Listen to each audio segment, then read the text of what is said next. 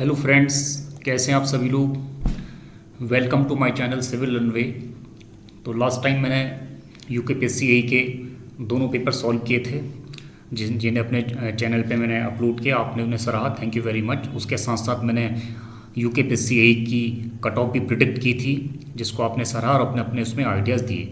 तो ये cut off का सिलसिला यहाँ पर बंद करते हैं और कुछ नई चीज़ों के बारे में इस टाइम बात करते हैं, क्योंकि ऑलरेडी 2 वीडियो में कट ऑफ का एनालिसिस मैं कर चुका हूँ। आज मैं आपको क्या बताने वाला हूँ, आज ये उन लोगों के लिए है ये न्यूज़ जो जिन लोगों को ऐसा लगता है उनके यूकेपीएससी के रिटन एग्ज़ाम्स में कम नंबर आ रहे हैं, उन्हें ऐसा लग रहा है कि उनका फाइनल सिलेक्शन होना थोड़ा मुश्किल है। तो बिल्कुल भी निराश होने की ज़रूरत नहीं है। कोई भी चांस लास्ट नहीं होता है, कहते हैं हर चांस सेकंड लास्ट होता है। ओके, ख़त्म चांसेस कभी नहीं होते आपके, कुछ ना कुछ अपॉर्चुनिटीज़ तकदीर आपको देती ही रहती है। ओके, तो इसी चीज़ को आपको बिल्कुल भी निराश नहीं होना है। और मैं आपके सामने एक बहुत ही धमाकेदार खबर लेके आया हूँ।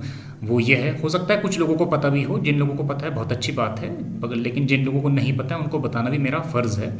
तो जो ये नई न्यूज़ है वो है बीटेक और डिप्लोमा जिन्होंने भी किया है, चाहे वो सिविल से किया हो चाहे वो मैकेनिकल से किया हो, उन सब के लिए यूकेपीएससी फिर से बहुत सारी बम्पर भर्तियां निकालने वाला है। आपको पता ही है, जैसे सेंट्रल गवर्नमेंट में लोकसभा चुनाव होने वाले हैं नेक्स्ट ईयर, तो हर स्टेट चुनाव से पहले ज़रूर कुछ ना कुछ विज्ञप्तियां निकालते ही हैं ताकि वोटर्स को अट्रैक्ट कर सके। तो इसी सीरीज़ में उत्तराखंड सरकार ने भी लोक सेवा आयोग को कई विभागों में नियुक्तियों के लिए अध्याचन भेजा। तो आज मैं आपको उन अध्याचन के बारे में बात करूंगा, उन पोस्टेस के बारे में बात करूंगा विद प्रूफ। ऐसा नहीं कि मैं अपनी तरफ से कुछ भी बोल दूं। आपको पता है मैं जो भी जानकारी देता हूं बहुत ऑथेंटिक इन्फॉर्मेशन देता हूं, और जितना मुझे पता उतना ही मैं बोलने की कोशिश करता हूं उसमें। ठीक है, तो बिल्कुल निराश ना हो। आज आपके लिए कम से कम दो वैकेंसी में लाया हूँ। एक तो आप जानते होंगे और एक के बारे में शायद आपको ना पता हो, तो वो भी आपको आज पता लग जाएगा। ठीक है, तो चैनल जो शुरू करने से पहले अपना जो भी ये अध्याचन के बारे में बात करने से पहले मैं आपसे फिर से वही रिक्वेस्ट करूंगा, जिन लोगों ने मेरा चैनल सब्सक्राइब किया उनके लिए तहे दिल से मेरा शुक्रिया, और जिन लोगों ने नहीं किया उनके लिए भी शुक्रिया, क्योंकि उन्होंने कम से कम देखा तो सही मेरा कंटेंट। ठीक है, तो जिन लोगों ने चैनल सब्सक्राइब नहीं किया है उनसे मेरी रिक्वेस्ट है, बच्चों चैनल सब्सक्राइब जरूर कर दें, इससे कोई नुकसान नहीं होने वाला, मुझे मोटिवेशन मिलेगा और ऐसे ही बहुत अच्छी वीडियो लाने के लिए मैं मेहनत करता चला जाऊँगा आपके लिए। ठीक है, और आने वाले टाइम पर लोक सेवा आयोग के पुराने पेपर भी मैं सब solve at free of cost सब सॉल्व करके आपको बताने वाला हूँ, और बहुत सारी नई चीज़ आपको उसमें जानने और सीखने को मिलेगी। तो इसलिए मेरी आपसे रिक्वेस्ट है, चैनल प्लीज़ सब्सक्राइब कर दीजिए, और अगर आपको ऐसा लग रहा है कि सब्सक्राइब नहीं करना है आपको भी, तो कम से कम लाइक तो कर ही दीजिए। लाइक करने में क्या ही जाता है हमारा। ओके, तो without getting any let let's begin. तो जो भी अध्याचन, जो भी इन्फॉर्मेशन मैं आज आपको बताने वाला हूँ, आप शुरू से आखिरी तक वीडियो को समझिए, आपको आपके सारे सवालों का जवाब मिल जाएगा। अगर आप काट काट कर वीडियो को देखेंगे तो आपको आधी अधूरी जानकारी मिल पाएगी और इंपॉर्टेंट चीज़ आप बीच में ही मिस कर देंगे। तो आज जो भी मैं अध्याचन दूंगा उसमें आपके 3 या 4 सवाल होंगे, वो ऑलरेडी पहले मैं लिख चुका हूँ कि आपके दिमाग में कौन कौन से सवाल अराइज होने वाले। पहले आप बोलेंगे sir when will the notification be public, कब नोटिफिकेशन आएगा, एक तो सवाल ये रहेगा आपका। सीट्स का डिस्ट्रीब्यूशन के बारे में भी आप मुझसे पूछेंगे, पैटर्न ऑफ एग्जाम के बारे में भी आप पूछना चाहेंगे, और प्रोबेबल डेट्स ऑफ एग्जाम के बारे में भी आप पूछना चाहेंगे। तो इन चारों ही सवालों का मैं आपको यहाँ पर जवाब देने की कोशिश करूँगा। तो स्टार्ट करते हैं। देखो, पहली जो नियुक्तियाँ हैं वो हैं जेई और एई के पदों पर। हाँ, सही सुना आपने, जेई के साथ साथ मैंने एई भी कहा है। ओके, जेई का तो आने ही वाला है, नोटिफिकेशन एग्जाम होने ही वाला है, तो आप जानते ही होंगे। लेकिन एई में भी बहुत सारी विज्ञप्तियां अभी क्रिएट हुई हैं, अध्याचन गया है। ठीक है, मुख्यमंत्री से अध्याचन गया है लोक सेवा आयोग में। ठीक है, तो क्यों गया है, क्योंकि आपको पता है पिछले 2 सालों में बहुत सारे रिटायरमेंट्स हुए हैं सारे इंजीनियरिंग डिपार्टमेंट्स में, तो बहुत सारी सीट्स क्रिएट हुई हैं। तो जेई के साथ साथ एई का फिर से नोटिफिकेशन आने वाला है और फिर से आपको अपॉर्चुनिटी मिलने वाली। तो जो कुछ भी कमी आपके एग्जाम्स में या प्रिपरेशन में रह गई हैं, इस बार वो आप कमी बिल्कुल भी नहीं करेंगे, उन्हें फिलअप करेंगे, उन्हें मेकअप करेंगे, ताकि आने वाले एग्जाम में आपका सिलेक्शन श्योर हो सके। अब आप बोलेंगे सर कुछ प्रूफ दीजिए इसका, तो मैंने ऑलरेडी प्रूफ आपके लिए इकट्ठा किया, ये देख सकते हैं आप। कुछ लोगों को पता होगी इन्फॉर्मेशन, जिन लोगों को नहीं है मैं उनके लिए बता रहा हूँ, तो मैं इसे पढ़ के सुना देता हूँ। उत्तराखंड के जेई के 1082 पदों पर होगी भर्ती। 1082 में जेई भी शामिल हैं और एई भी शामिल है, पहले आप ये समझे। ये नीचे मुझे लग रहा है जो भी लिखा है, न्यूज़ की जो कटिंग है वो आप मुझे लग रहा है पढ़ पा रहे होंगे, काफ़ी मैंने इसे जूम करके लिखा है। अगर नहीं भी पढ़ पा रहे हैं तो मैं शॉर्ट में आपको बता दूँ।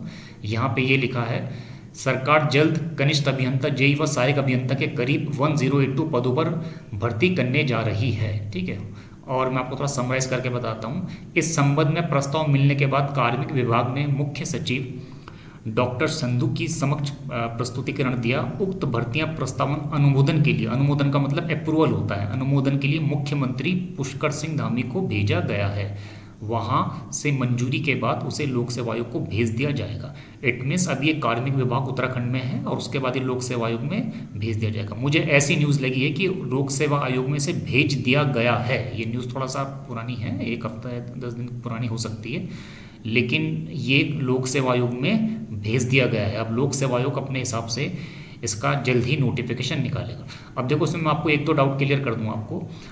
आप इसमें ये सोच रहे होंगे कि जेई का एग्ज़ाम तो अभी कैंसिल हुआ था 2022 में, जैसे ए का एग्ज़ाम कैंसिल हुआ है, जेई का भी एग्ज़ाम कैंसिल हुआ है, तो क्या ये भर्तियाँ वही है?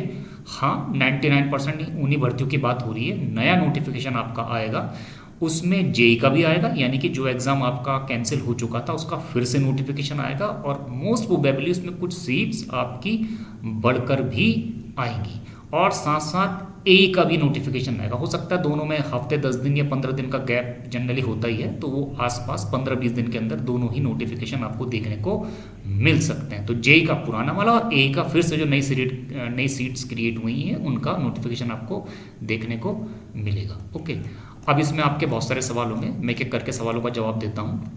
When will be the notification be बोली, कब आएगा सर नोटिफिकेशन? देखो, नोटिफिकेशन की जहाँ तक बात है, जेई का नोटिफिकेशन की जो खबर आई है, ठीक है, मैं लिख भी देता हूँ यहाँ पर, जो जेई नोटिफिकेशन है, जेई नोटिफिकेशन, थोड़ा इसका मैं साइज बड़ा कर दूंगा अभी।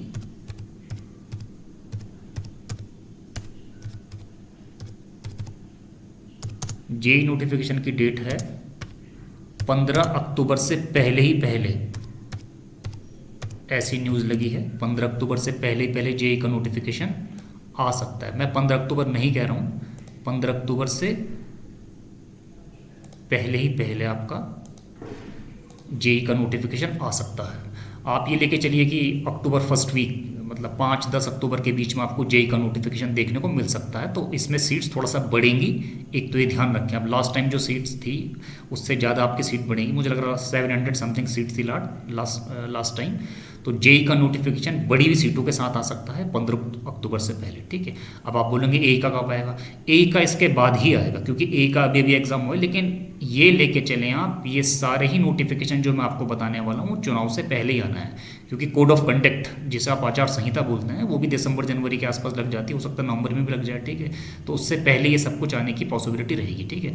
तो पहले सवाल का तो मैंने आपको जवाब दे दिया कि नोटिफिकेशन जेई का 15 अक्टूबर तक होगा, और उसके आने वाले 15-20 दिन तक बाकी नोटिफिकेशन भी आएंगे ही आएंगे, क्योंकि सरकार को नोटिफिकेशन चुनाव से पहले निकालने ही होते हैं, अदरवाइज वोटर्स अट्रैक्ट नहीं होते। Next, seat distribution. अब आप पूछेंगे कितना सीट डिस्ट्रीब्यूशन है, मीन्स ये जो जेई और ए के जो पद आने वाले हैं 1082 में, इसमें ए के कितने हैं, जेई के कितने, हर ब्रांच में कितने। तो अभी इसकी जानकारी के लिए मैं आरटीआई लगाने वाला हूँ, राइट टू इन्फॉर्मेशन। लेकिन मुझे अभी ये पता लगा अभी आरटीआई लगा के फ़ायदा है नहीं, क्योंकि इन्होंने इसे पूरी तरह से इस पे जानकारी को अभी ये पब्लिक नहीं करेंगे, है ना।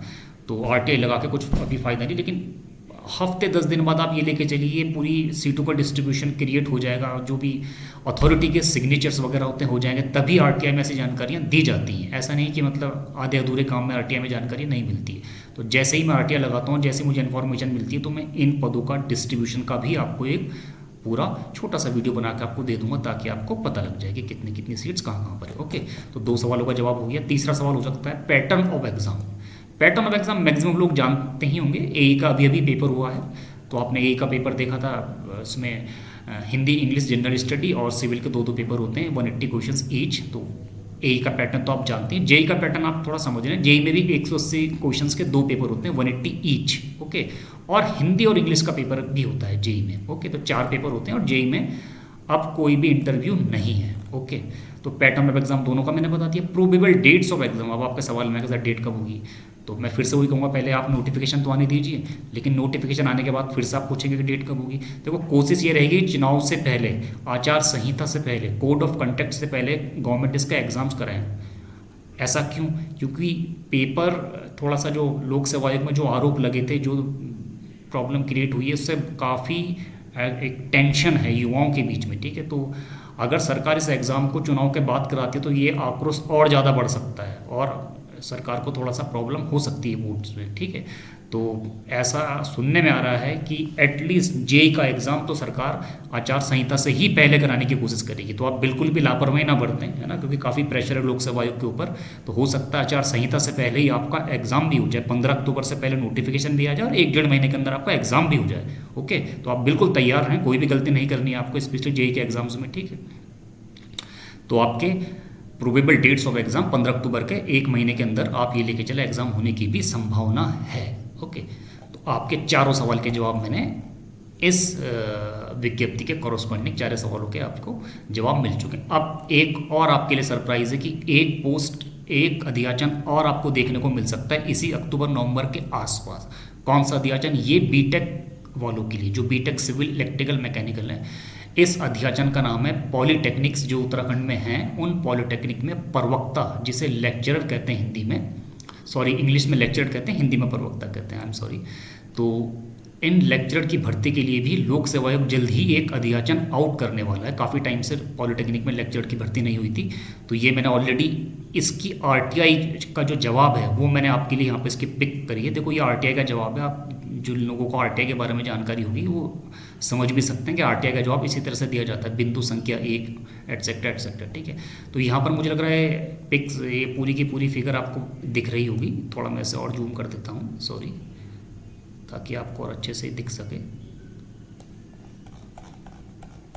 ये देखिए आप, और अगर आपको नहीं भी दिख रही तो एक बार मैं डिक्टेट कर देता हूँ। प्रवक्ता लेक्चरर मैकेनिकल इंजीनियरिंग में 55 है, मैकेनिकल ऑटोमोबाइल में 9 है, प्रवक्ता फार्मेसी में 47 है, प्रवक्ता सिविल में 103, सिविल में 103, 103 पोस्ट हैं पॉलिटेक्निक लेक्चरर की। देखिए आपके लिए बहुत अच्छी अपॉर्चुनिटी है।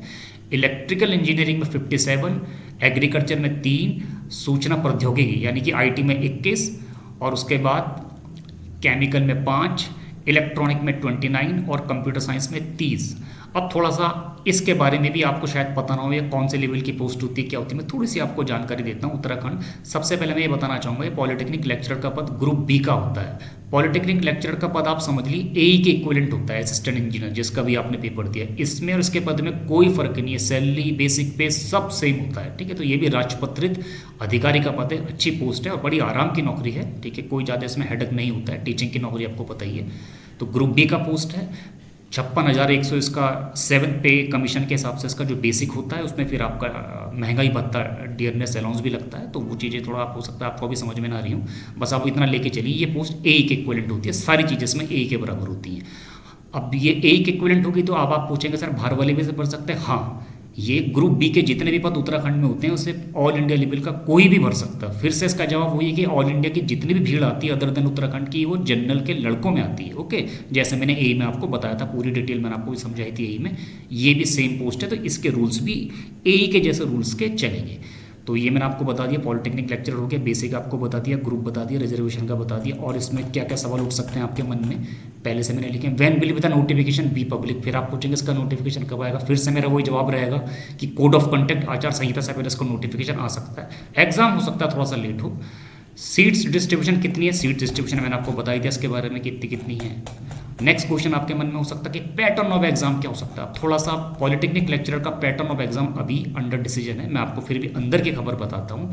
इससे पहले जो पॉलिटेक्निक का एग्जाम्स का जो पैटर्न था वो 100 नंबर का, 100 या 150, जहाँ तक मुझे ध्यान आ रहा है 100 या 150 नंबर का जीएस का पेपर होता था, जनरल स्टडी का पेपर होता था, ठीक है।